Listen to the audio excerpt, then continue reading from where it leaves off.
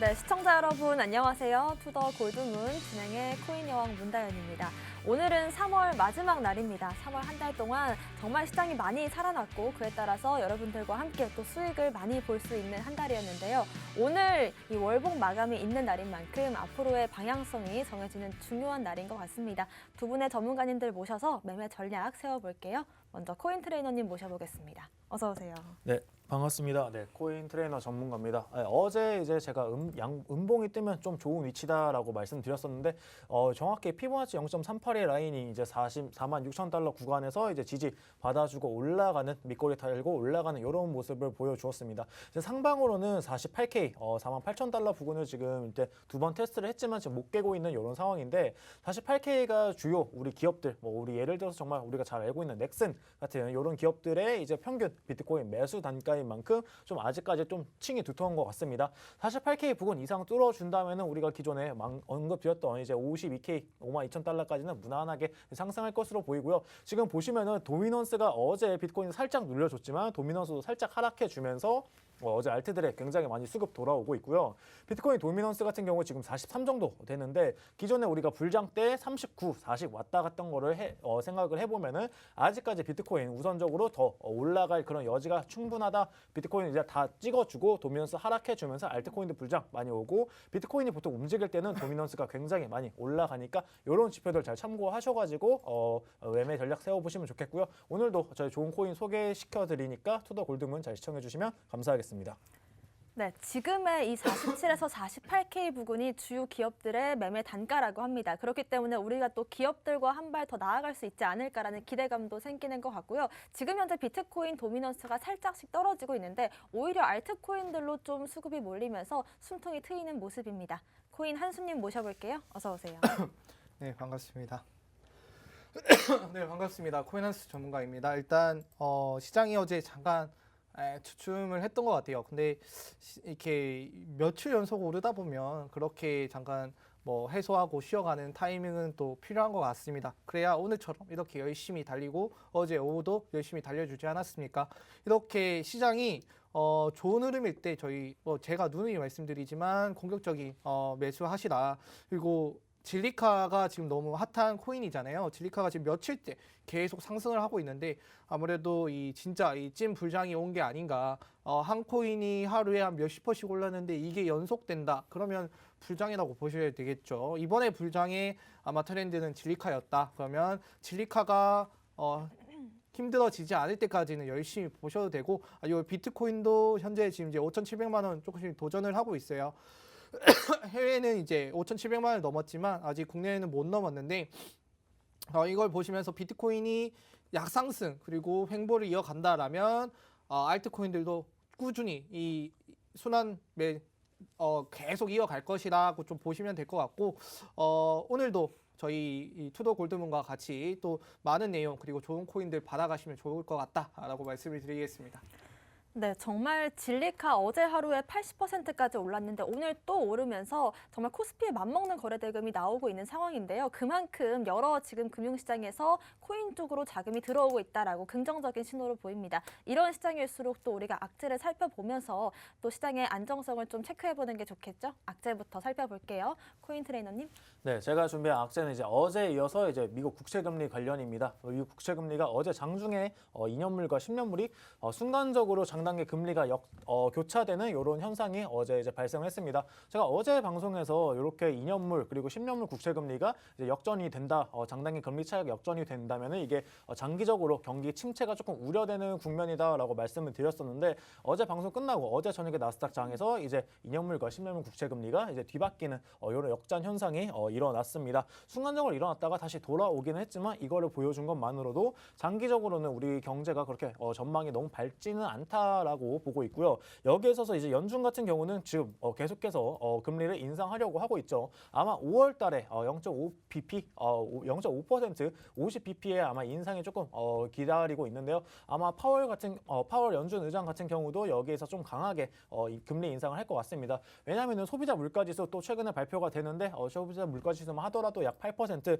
그리고 이제 테일러 준칙이라는 이제 그 모델이 있습니다. 이 모델을 적용을 해가지고 GDP랑 우리 물가 상승률을 계산을 해봤을 때 지금 적절한 이제 금리는 9.8% 정도라고 합니다. 하지만 올해 이제 남아있는 FOMC 회의에서 금리를 0.25씩 계속 올린다고 하더라도 최종 금리가 약 한 2.5% 정도밖에 되지 않음을 생각을 해봤을 때 지금 물가를 잡을 수 있을지 연준이 과연 지금 인플레이션 요거를 잡을 수 있을지에 대해서 굉장히 불확실성이 조금 커진 상황입니다. 반면 지금 그러면 지금 투자자분들 그러면 지금 어떻게 해야 되냐 굉장히 걱정을 많이 하시는데 이렇게 금리가 올라가고 지금 화폐의 가치 아직까지 계속 떨어지고 있습니다. 지금 물가가 7% 오르는데 금리가 1.1% 지금 미국 같은 경우 0.5%다라고 한다는 거는 내가 올해 가지고 있는 만 원으로 작년에 만 원과 올해의 만 원으로 살 수 있는 그 양 자체가 달라지기 때문에 나의 화폐의 가치는 계속해서 떨어지고 있습니다. 이런 시장일수록 약간 좀 해지 수단이 굉장히 필요한데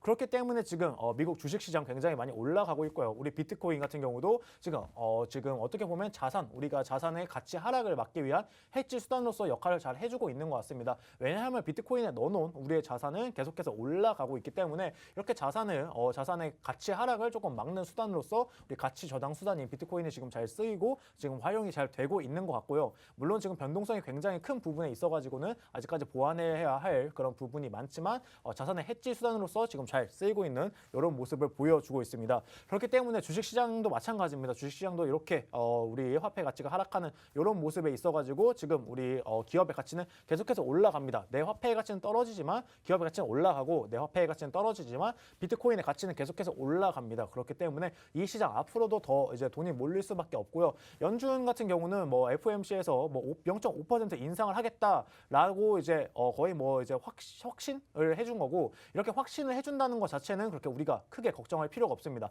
우리가 걱정해야 되는 거는 불확실성입니다. 네, 확실한 부분에 있어서는 우리가 크게 걱정하실 필요가 없고 불확실성에 대해서는 시장에 반영이 안 돼 있기 때문에 시장이 휘청거리는데 이렇게 확실하게 0.5% 올릴 거다라는 이런 전망을 이미 시장에 다 거의 다 선반영되어 있다는 거 참고하시면서 너무 크게 걱정하지 않으셔도 좋을 것 같습니다. 그러면서 좀 걱정해야 되는 그런 부분은 우리가 걱정해야 되는 부분은 이제 NFT 도난 이런 부분입니다. 아마 요즘에 뭐 오픈시라든지 뭐 이런 거에 있어서 많은 분들이 이제 또 우리 일반 투자자분들도 NFT에 관심을 가지고 매수를 하고 이런 게 굉장히 많은데 최근에 NFT 해킹 사례가 굉장히 많이 늘고 있습니다. 이제 어제 엑시 인피니티 같은 경우 해킹이 당했다라고 이제 얘기를 드렸었는데 오늘 같은 경우도 지루한 원숭입니다. 정말 유명한 작품이죠. 지루한 원숭이의 요트클럽. 이 작품이 이제 광범위한 피싱 공격으로 35개 NFT가 이제 도난당했다고 합니다.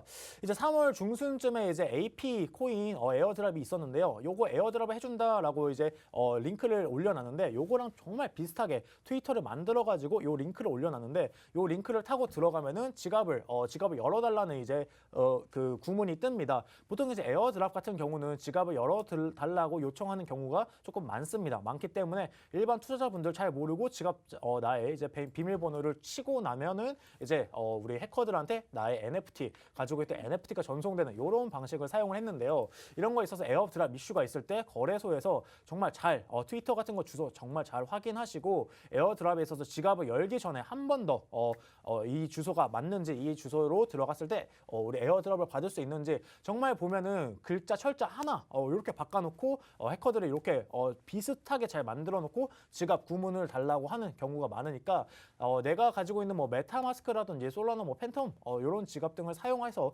NFT 에어드랍 이슈에 참여하고 싶으신 분들 같은 경우에는 주소 잘 확인하시고 한 번 더 확인하시는 그런 게 필요하고요. 일단 NFT 같은 경우도 정말 최근에 가장 많이 해킹이 당하고 있는 부분이 아닌가 해요. 그런 부분에 있어가지고 좀 더 보안도 업그레이드하고 우리 투자자분들도 좀 더 경각심을 가져가지고 최대한 내가 피해보는 일 없게 방금 같은 사례는 내가 은행 통장 비밀번호를 그냥 내 손으로 찍어준 거랑 비슷하니까 이런 부분에 있어서 피해가 절대 없게 특히 NFT처럼 이런 게 글로벌적으로 이제 해킹이 당하게 되면은 우리나라 뭐 경찰에 가지고 간다고 하더라도 찾기가 정말 힘든 이런 상황이 되니까 우리 투자자분들 스스로 조금 지키는 이런 전략이 필요합니다. 그러면서 이제 최근에 다오가 굉장히 핫하죠. 다오에서 이제 국보 매입을 했다고 합니다. 국보 매입을 했는데 여기에 있어서 지금 우리나라 국보 같은 경우는 이제 매입을 할 때 법인으로 등록돼 있는 그런 재단만 이제 조금 매입이 가능하다고 합니다. 근데 우리가 최근에 알고 있는 다오 같은 경우는 타일중앙화 조직입니다. 어떻게 보면 조직이고 법인 등록에 있어서는 법인은 등록 안 했지만 이제 조직이고 조직 내에 이제 좀 네트워크 트랜잭션 이제 노드를 가진 사람들끼리 이제 투표권을 행사해서 참여 의사를 이제 뭐 매입을 할 건지 말 건지 이런 걸 투표를 통해서 이제 결정을 하는 이런 시스템이죠. 이런 시스템인데 일단은 동의를 다 했다고 해요. 지금 최근에 이제 소셜 다오인 헤리티지 다오가 이제 우리나라 옥션 K 옥션을 통해서 금동 삼총 불감 요 작품을 이제 매입을 하려고 했는데 이런 부분에 있어가지고 과연 이 다오가 매입을 하는 게 정당한지 조금 법인적인 우리가 원래 법인만 매입을 할 수 있는데 쟤네가 법인도 아닌데 저렇게 매입을 해도 되는 건지 이런 이제 법률적인 이슈가 조금 불거졌다고 합니다. 이런 법률적인 문제가 당연히 불거질 수밖에 없는 게 이미 신사업이고 아직까지 우리 법안 등이 따라오기에는 조금 미숙한 부분이 있는 것 같습니다. 빨리빨리 조속하게 이런 법안도 잘 했으면 좋겠고 지금 이 다오 같은 경우에 조금 재밌는 게 뭐냐면은 지금 최근에 이 국보를 저기 어디에 박물관의 51% 지분을 넘겼다고 합니다. 이 넘긴 이유가 박물관에 넘기고 아마 이 문화재를 기반으로 이제 NFT를 발행을 하려고 지금 요거를 다오에서 이제 매입을 한 걸로 이제 보이는데 이런 부분에 있어서 NFT를 발행을 했을 때 이런 법률적인 이슈가 또 생길 수 있는 이런 부분들 빨리 제도화돼서 좀 개선이 됐으면 좋겠습니다. 네. 네, 일단은 세 가지 악재들을 한번 짚어주셨는데요. 2년물과 10년물, 이 장단기 국채금리가 잠깐 역전되는 현상이 나왔습니다. 이럴 때 우리가 또 시장의 불확실성이 커질 수가 있지만 이렇게 또 악재가 예견되어 있을 경우에는 오히려 시장에서 악재로 받아들이지 않는다는 점 체크를 해주셨고요. 그리고 또 여러분들께서 NFT에 관심이 있다면 BAYC라는 이 프로젝트를 들어보셨을 겁니다. 하지만 여기에서 한 35개의 작품이 도난이 당하면서 정말 이 시장의 리스크가 좀 부각되는 이슈가 생겼는데요. 하지만 우리가 또 이걸 대비를 해서 할 수 있는 점이 있다라고 한다면 이 지갑의 주소를 잘 확인하셔라라는 말씀 주셨습니다. 그리고 이 탈중앙화 자율조직 다오에서 국보를 매입한다라는 이슈가 나왔는데 여기서 또 어떤 식으로 법률들이 정리가 돼야 되는지 앞으로 갈 길이 남아 있다라는 말씀 주셨습니다. 코인한스님의 악재도 살펴볼게요. 네, 악재 제가 오늘 좀 준비해온 악재 같은 경우는 아무래도 지금 시장이 너무 잘 흘러가고 있잖아요. 이럴 때 그렇게 뭐 악재가 뭐 신규로 새롭게 뭐 들어오거나 그런 건 없어요. 근데 기존에 있는 저희가 아는 악재들이 어떻게 흘러가는지를 조금 살펴보면 좋을 것 같아서 일단 이제 이 러시아랑 우크라이나 내용을 좀 빠뜨리고 갈 수는 없을 것 같아요. 지금 이제 러시아랑 푸틴 같은 경우 그 러시아랑 우크라이나 같은 경우는 현재 계속 지속적으로 협상을 하고 있고 협상 이후에는 또 계속 뭐 서로에게 총을 겨누면서 또 그렇게 적대 관계를 좀 유지를 하고 있는데 아무래도 이제 러시아 이 강국이라고 생각했던 이 러시아가 생각보다 이 약소국인 이 러시아에 비해 약소국인 우크라이나를 공략하는데 다소 지금 거의 몇 주째 공을 들이고 있지만 못하는 경우가 나오고 있는 것 같아요. 그래서 좀 극단적인 결정을 하는 것이 아닌가라는 얘기가 좀 조금씩 다시 나오고 있는데 일단은 러시아 같은 경우는 국가 존립에 위협이 될 때 핵무기가 아닌 재래식 전력을 공격하겠다라는 그런 규정이 있어요. 그래서 지금 이제 재래식 무기를 통해서 공격을 하고 있는데 이것마저도 지금 계속 잘 안 되고 있으니까 이렇게 되면 러시아의 입장에서는 재래식으로 안 된다. 그러면 핵무기를 사용해야 하지 않을까, 할 수 있지 않을까라는 좀 얘기가 좀 나오고 있는데 아무래도 일단 이 핵을 쓴다라는 것 자체는 진짜 되돌릴 수 없는 결과를 만들어내는 부분이잖아요. 그렇기 때문에 아무래도 가능성은 낮아지는데 뭐 이도 저도 아닌 이 상황에서 길어진다라면 러시아 입장에서는 그냥 진짜 막말로 미친 척하고 그렇게 할 수도 있다. 우리가 생각했던 것보다 더 벗어나는 그런 생각을 할 수 있다라고 볼 수 있을 것 같아요. 러시아가 이 우크라이나를 침략한다라는 것도 저희는 솔직히 아무도 예측을 못했어요. 이렇게까지 길어질지도 몰랐고요. 그렇다 보니까 최악으로 나빠졌을 때 이런 가능성도 있다라는 정도만 알아두시면 되고 하지만 뭐 그런 확률은 현저히 적다. 하지만 그냥 알고만 있으라 정도면 될 것 같아요. 자, 그 러시아 자체가 이렇게 길어지다 보니까 이 글로벌적인 제재가 꾸준히 이어지고 있잖아요. 그래서 만기 국채 때문에도 좀 문제가 될 것 같다라는 얘기가 나오고 있어요. 4일 이번 달 4일에 이제 국채 만기가 또 한번 옵니다. 그 전까지 있었던 국채 만기는 러시아가 루블화를 통해서 갚았던 게 아니라 자기들이 가지고 있는 달러를 통해서 유로화를 통해서 어떻게든 갚았어요. 하지만 지금 이제 러시아의 입장에서는 뭐냐면 이번에 갚아야 되는 국채 만기는 루블화를 통해서 갚겠다라는 얘기가 나오고 있거든요.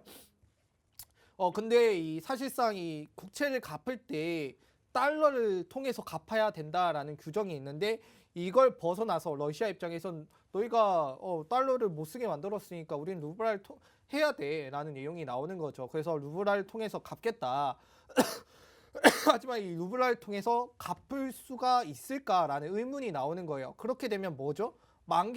만기가 왔을 때 갚아야 되는데 서로 달러 달라고 하고 여기서는 루블화 아니면 안 된다 하고 그러면 서로 이해관계가 안 맞잖아요. 그러니까 절충안을 찾을 수 없다라면 첫 디폴트 가능성이 나올 수 있지 않을까라는 얘기가 나오고 있어요. 그래서 러시아 입장에서는 당장 이거 갚을 돈은 있어요. 제가 조사했을 때 이 지금 남아있는 채무도 갚을 돈은 있지만 이거를 어떻게든 루블화를 통해서 약간 떠보는 식의 느낌인 것 같거든요. 그래서 우리가 지금 이렇게 나왔을 때 너희가 국채를 이거 만기를 못하면 너희도 손해보고 우리도 손해보는데 그러면 어떻게든 좀 떠보면서 이 루블화를 좀 가치를 올리면서 이걸 활용하자라는 내용으로 좀 보시면 될 것 같고요.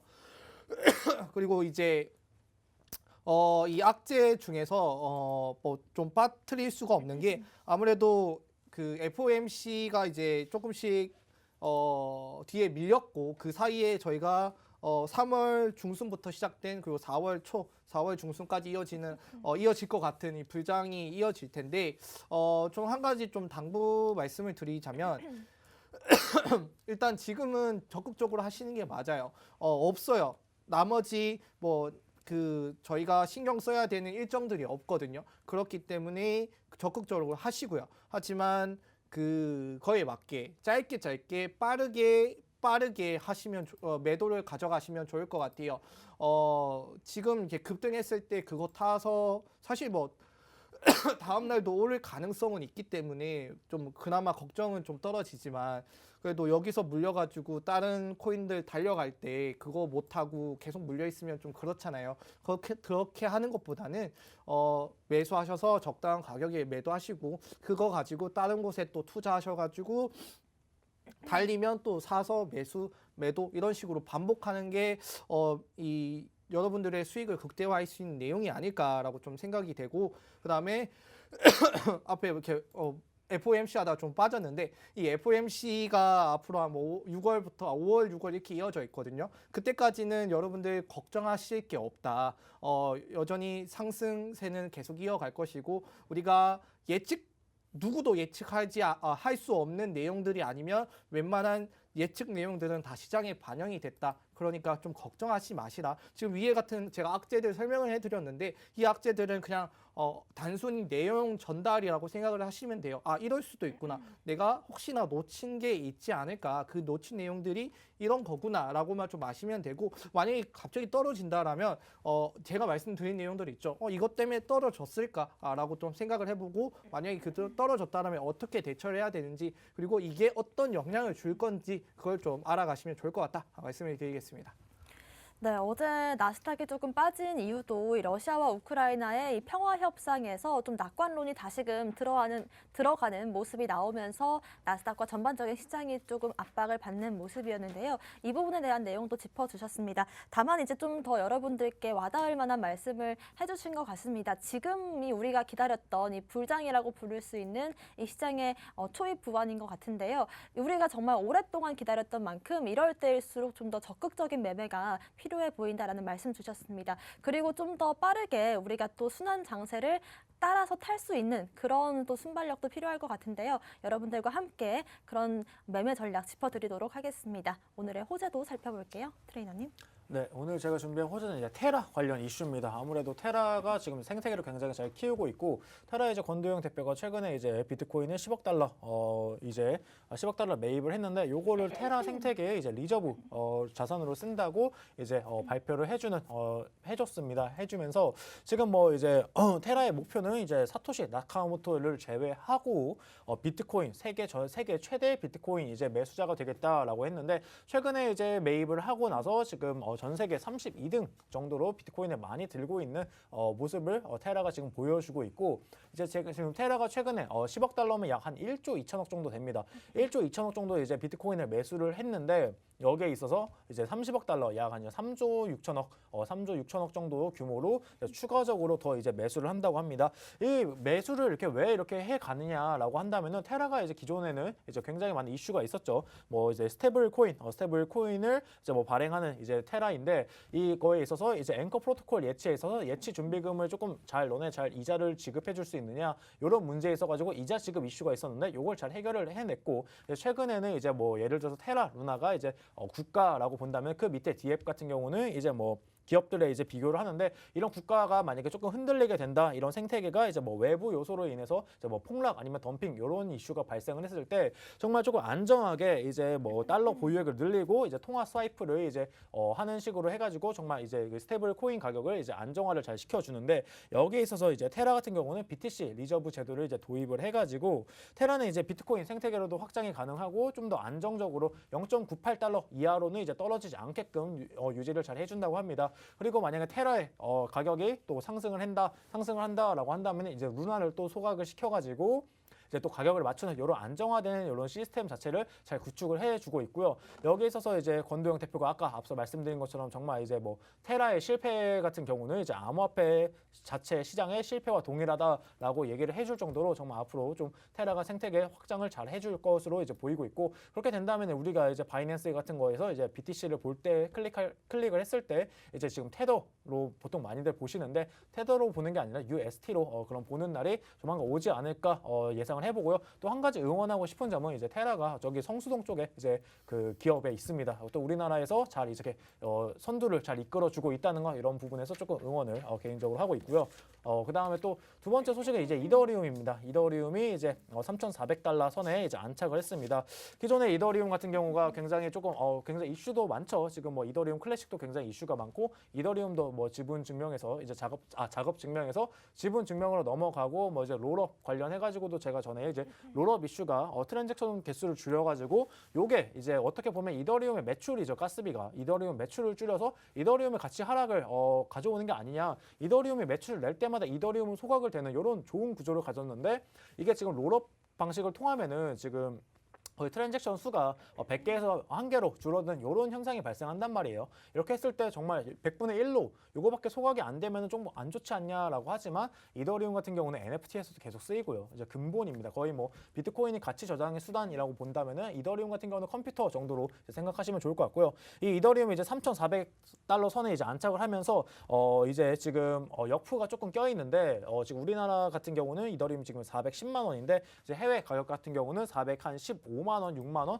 그 정도 선을 지금 유지를 해주고 있습니다. 아무래도 트래블 때문에 지금 보시면은 최근에 에이브 같은 경우도 그렇고, 트래블 때문에 이제 가격 차이가 굉장히 많이 나면서 바이낸스 차트 그리고 업비트 차트가 그림 자체가 달라져 버리는 이런 현상들이 좀 벌어지고 있습니다. 이더리움 같은 경우도 지금 뭐 추세선이라든지 뭐 피보나치 이런 거를 이제 업비트 차트를 켜서 보면은 굉장히 좀 잘 안 맞아요. 잘 안 맞는 이유가 이런 김치 프리미엄이 조금 많이 붙었기 때문인데, 이런 부분에 있어서 트래블로 좀 빨리빨리 개선을 해 나가야 될 것 같고, 이더리움 같은 경우는 제가 매번 말씀드렸지만 너무 좋습니다. 너무 좋고, 지금 구간도 굉장히 좋습니다. 지금 구간도 굉장히 좋고, 1차적으로 만약에 내가 좀 단기로 본다라고 한다면은 460만 원 선까지는 조금 1차 매도가로 보고 접근하시면 좋을 것 같고요. 지금 꾸준히 매주 뭐 10만 원, 20만 원씩 꾸준히 사 놓는다면은 한 9월쯤 가서는 정말 좋은 결과 볼 수 있으니까, 이더리움 같은 경우는 지금 투자자분들 조금씩 장기 투자로 가져가시는 거 추천드립니다. 네. 네, 일단은 이번 저점 부근에서 테라에서 비트코인을 저가 매수를 많이 한 것으로 밝혀졌습니다. 그 이유도 짚어주셨고요. 특히나 이 트레이너님 같은 경우에는 이 코인을 볼 때 펀더멘탈적인 부분을 굉장히 중요시 여기는데 그런 부분에 있어서도 테라의 앞으로의 미래가 괜찮게 보인다라면서 응원의 말씀도 주셨습니다. 그리고 또 지금 비트코인만큼이나 이더리움의 성장세도 어마어마합니다. 이더리움의 도미넌스도 20%를 넘기면서 역시 알트코인 대장주다라는 말이 나오고 있는 상황인데요. 지금 현재 달러로는 3,400달러, 또 하나로는 400만 원을 넘겨주고 있는 모습입니다. 앞으로가 더 기대되는 코인인 것 같습니다. 코인 한수님의 호재도 살펴볼게요. 네, 일단 호재 같은 경우는 아무래도 우리가 이제 많이 신경 썼던 부분들이 있을 거예요. 뭐 금리 인상하면 어떻게 되나. 근데 금리 인상을 하게 되는 이유는 경제가 잘 돌아가서이잖아요. 그러면은 이제 어차피 금리 인상은 해야 되는 거고 경제가 잘 돌아가면 그 금리 인상을 해도 전혀 우리에게 문제가 없고 그런 시장이 잘 돌아가고 아주 순풍으로 흘러가는 거라고 생각을 하시면 되는데 최근에 이제 미국이 3월 민간 고용이 이제 45만 5천 건이 증가했다라는 내용이 나오고 있어요. 예상 수치보다 조금 더 상회했다라는 내용인데 이 내용 가지고 좀 추측할 수 있는 부분이 뭐냐면 금리 인상을 좀 더 적극적으로 하지 않을까라는 지금 이제 사람들이 0.5% 정도 많이 얘기를 하고 있잖아요. 아마 그 부분이 좀 확실시 되는 내용이 아닌가라고 좀 생각이 돼요. 자, 왜 그러냐면 일단은 이 패드 입장에서는 항상 그 입에 닳도록 얘기를 했어요. 고용 지표가 좋으면 우리 금리 인상하겠다. 물론 저번에도 고용 지표가 좋았고 이번에도 좋았기 때문에 금리 인상이 진행이 되는 건데 지금 또 금리 인상, 고용 지표가 좋으니까 그러면 취업하는 사람들이 많고 그다음에 돈을 버는 사람들이 생겼을 거고 그렇게 되면 그 사람들이 금리 인상을 하더라도 그분을 메꿀 수 있는 부분에 능력이 생겼고 그다음에 이렇게 되면 기업들이 금리 인상이 들어왔지만 일손이 부족해서 생기는 문제들도 보완이 될 거고요. 그다음에 그만큼 또 매출도 올라갈 가능성도 높고요. 그렇게 되기 때문에 순풍 아주 좋은 흐름으로 작용을 해서 올라가지 않을까라고 생각을 하시면 돼요. 앞으로 남아있을 뭐 금리 인상 관련해서도 지금 시장이 좀 많이 반영이 됐다라는 걸 다 알고 계실 거예요. 그러니까 근데 그 와중에 저희가 신경을 써야 되는 게 뭐냐면 지금 시장보다 더 높이 올라갈 수 있는 더 좋게 작용할 수 있는 것들을 좀 생각을 해보시면 될 것 같거든요. 그런 것들이 이제 기업의 실적 발표 그리고 이런 고용 지표 그다음 이런 것들이 이 안정적인 시장이라는 걸 좀 뒷받침해주고 백그라운드를 만들어주는 부분이기 때문에 이런 것들 보시면서 시장이 잘 흘러가고 있구나라고 생각을 하시면 될 것 같아요. 자, 여기에 더불어서 이제 미카가 이제 뭐 지금 POW 관련해서 너무 환경에 뭐 문제가 되는 것이 아니냐 뭐 그런 얘기가 나오면서 미카의 뭐 그 채굴 금지 관련 내용이 들어갔다 안 들어갔다 이런 얘기가 많았었는데 최종적으로는 들어가지 않았어요. 근데 왜 들어가지 않았냐면 여러 반론이 있어서 그렇거든요. 왜 그러냐면 이제 은행 시스템에 드는 전력에 비해서 비트코인 네트워크 에너지 소비량이 적다라는 이런 분석도 나오고 있어요. 그런 얘기가 뭐냐면 비트코인 채굴을 하는 게 지금 은행들이 그 시스템을 유지하는 것보다 전기가 덜 든다. 그러니까 은행은 막대한 내용들을 처리를 해야 되기 때문에 또 그 전산 처리도 어마어마하잖아요. 이 부분들을 하는 것보다 지금 이 암호화폐 이거를 채굴을 하고 시스템을 네트워크를 관리하는 게 훨씬 적다라는 내용이라고 보시면 돼요. 이런 반론을 들면서 오히려 암호화폐가 더 신재생 에너지가 아닌가라는 내용이 나오고 있는 거죠. 수치상으로 따지면 맞는 말인 것 같아요. 뭐 지금 은행을 유지하는 게 전기세가 더 드는데 그럼 암호화폐 더 나쁜 거 아니야?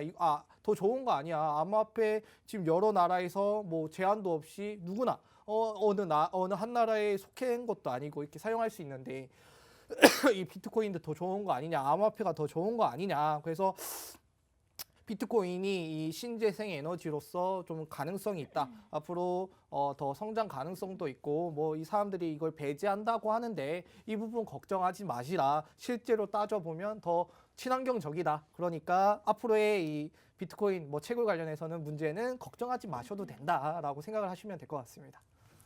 네, 일단은 지금 여러 가지 지표들이 계속해서 나오고 있는데 아무래도 이 시장의 전반적인 펀더멘털을 좋게 가져갈 수 있는 이런 지표들이 있다라고 한다면 기업들의 호실적 그리고 고용 지표가 좋게 나오는 거가 아닐까 싶습니다. 이 부분에 있어서 이슈 체크해 주셨고요. 그리고 또 지금 비트코인 관련해서 계속적으로 좀 환경 오염 이슈가 나오고 있습니다. 하지만 워낙에 좀 오랫동안 지적받았던 단점이기도 하고 이제는 오히려 비트코인이 좀 친환경적으로 생각할 수 있는 요소들이 조금 부각이 되고 있는 것 같습니다. 오늘의 코인 이슈들 살펴봤고요. 저희는 잠시 뒤에 코인콕으로 돌아오겠습니다.